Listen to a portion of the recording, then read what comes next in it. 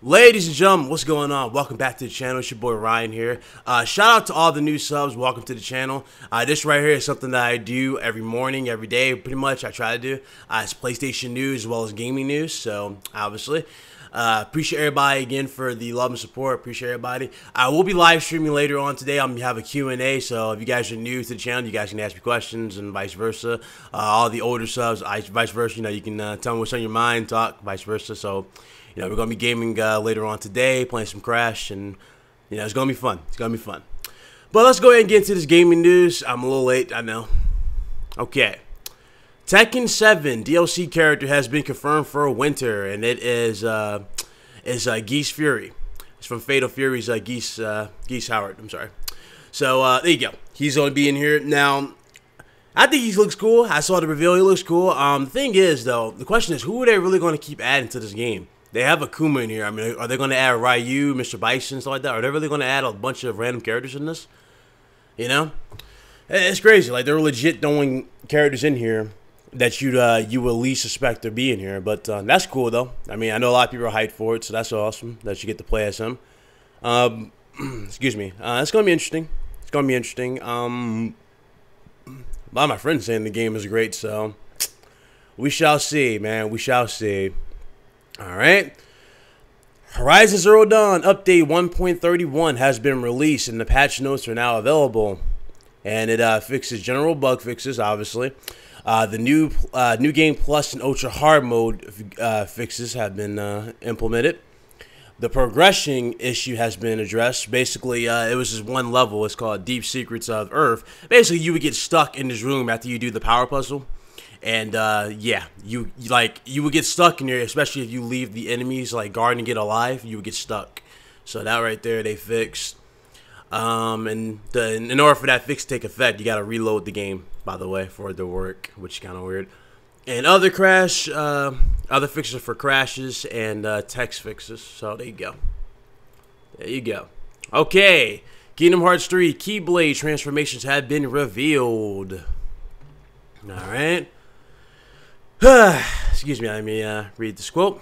Okay, first and foremost, each Keyblade will have its own form that it can transform into, and it's different per Keyblade.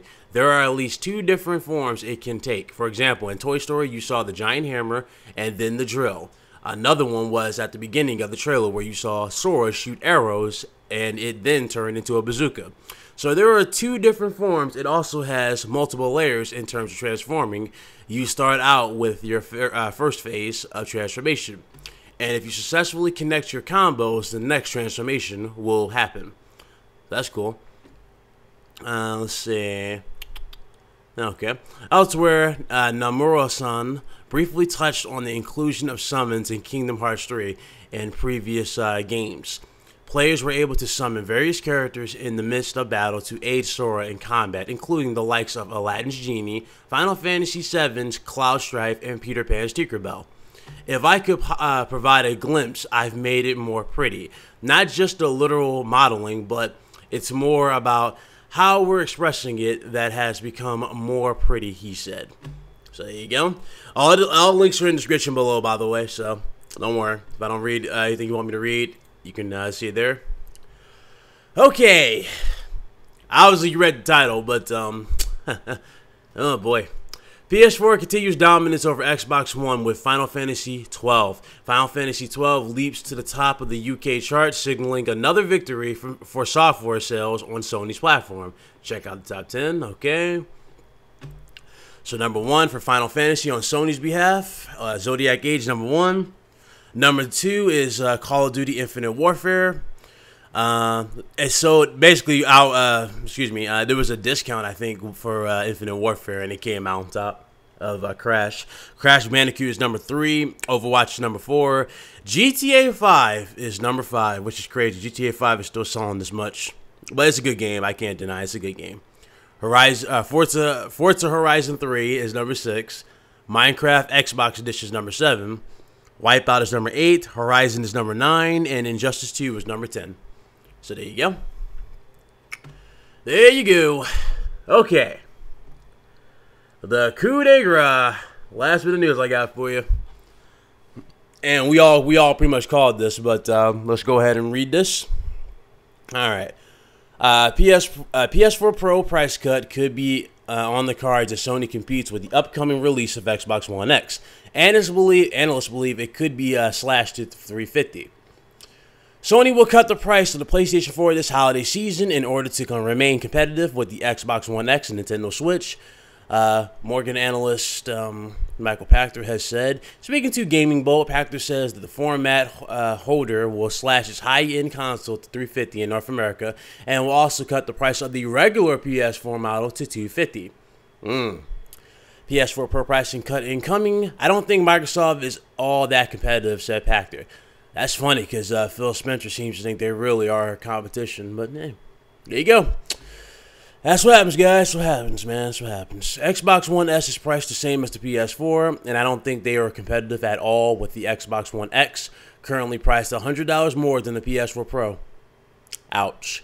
And highly likely to be priced $150 more than the PS4 Pro by holiday.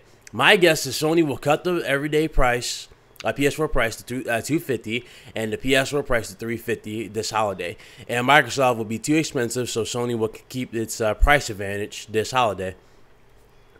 The PS4 Pro launched in November 2016 and allows users to experience games with a number of performance enhancements, including 4K resolution and improved frame rate. Microsoft's new console, the Xbox One X, is due out this fall and is a far more powerful machine than the Xbox One S. Though, much like the PS4 Pro, will not have, like the PS4 Pro, will not have exclusive software. Okay. While the majority of the PS4 AAA exclusives are coming out next year, Sony still has the #1 high-profile titles due to ship in 2017, including Uncharted: The Lost Legacy, Gran Turismo Sport in August and October, respectively. And Pachter has previously cemented that Sony's next-generation home console will likely arrive in stores in 2019 with the PS4 Pro backwards compatibility. The analyst noted that instead of countering the Xbox One X with a new console, Sony will instead wait until 4K TV adoption has taken off before releasing fresh hardware, which is what I said. Elsewhere, Stardock boss Brad Wardell has said that the industry is likely to achieve photorealistic graphics with the current crop of consoles, believing it isn't necessary, something that will be met exclusively with the PlayStation 5. Okay. Now let me go ahead and get my input on this. Excuse me about that. Literally just got done working out. Excuse me. Sorry, so I'm out of breath. Okay. So this right here, I'm going to tell you right now, I've already called this. A lot of others have called this. It's going to happen. I'm calling it at PSX. Why? It makes more sense at PSX. They're going to show off their other exclusives they didn't show at E3. They played it safe with E3 this year with Microsoft's abysmal conference. I mean, they played it safe. Let's be real here. They played it safe. So, with that being said, they're going to release that price point, and Michael Pachter's got a point. They're not really competitive towards Sony with $150 priced. Well, with $150 more than the PlayStation 4, you're not really in a bigger, like, you're not closing the gap, nor are you even competitive. You don't have any exclusives. All your exclusives are on PC. If somebody really wants to play your games at a high fidelity, they can play it on PC. Your console's not providing that, Microsoft. It's not. My PC can play all your games higher than your Xbox One X. You know? And that's the point. Xbox One X simply is just... Honestly, they should just focus more on games and just say, you know what, forget it. Let's not make these high-end consoles. Let's just continue to push what we know we need to push, and we'll be good to go. You know what I'm saying? But no, they didn't do that. Instead, they wanted to legit come out with this, go, oh, you know what? I'm tired of being labeled the weak, so you know we're going to make this most powerful console and hype this up, saying 4K 60 uncompromised, and now we're here, and we're not getting that. Oh, yeah, sorry. It's about the games, yeah, yet you don't have them. You know, that's the sad part about Xbox. They don't have anything to compete with PlayStation. They just don't have anything. Sony has killed this gen. You know, the PlayStation 5 is going to be future-proofed. I mean, let's be real here. It's going to have backwards compatibility. Why? Because it's so easy to put in there with the PlayStation 4 Pro and PS4 games. It's going to be easy. Why? Because they're using PC architecture. It's harder with a PS4 and a PS3 because PS3 had cell architecture, which was different and more complex to put games on, you know? So that's why we're getting remasters of those particular games as opposed to getting just ports, like, you know, like from backwards compatibility. We're not getting that. So that's pretty much it, though. I mean, there's not much I can really say on the Xbox side. I've already said my piece on this a long time ago. I really have. And it's just like Microsoft just ain't competing with Sony. They're just not competing. They have no games to compete.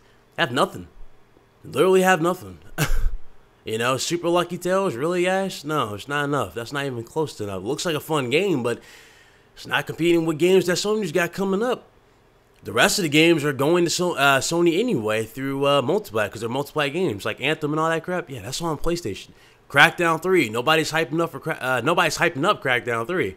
Especially when it's 4K 30, when it was hyped up before as like, you know, 1080p 60 with the power of the cloud. Nobody's talking about that. Nobody cares. Gears, Halo, how many of those we had and how many people care about that? Exactly. So, I mean, it's going to be interesting to see the sales of the Xbox One X. It really is. It's going to be interesting. I mean, I said my piece. I'm expecting it to probably outsell the PlayStation. Probably is for usually a more expensive hardware can outsell a cheaper one. Especially like in this first week or so, like when it launched, like people are like buying into the hype. They'll buy it day one, vice versa. I can see them beating Sony like in the U.S. for like the first month or so. But worldwide, I mean, I expect Sony just to continue to kill it, especially with a $350 price range PS4 Pro and a $250 range the PS4. Oh man, that's a wrap. That's simply a wrap. You know, that's a wrap. But what shall I say? You know, only time will tell. I know. Only time will tell. I'm rambling. I know. But that's pretty much it. That's all the news I got for you. I hope you guys enjoyed the video. Like, again, I'll be live streaming later on today. Taking Q&As and everybody can ask you questions, talk to me, vice versa, so we can chill and all that jazz. And that's it, man. That's about it. Hope you guys enjoyed the video. I'll see you guys later. Appreciate everybody for stopping by. And thank you again for... almost 700 subscribers. I can't believe it. We're almost there. So thank you guys again. You guys be good. All right? Later.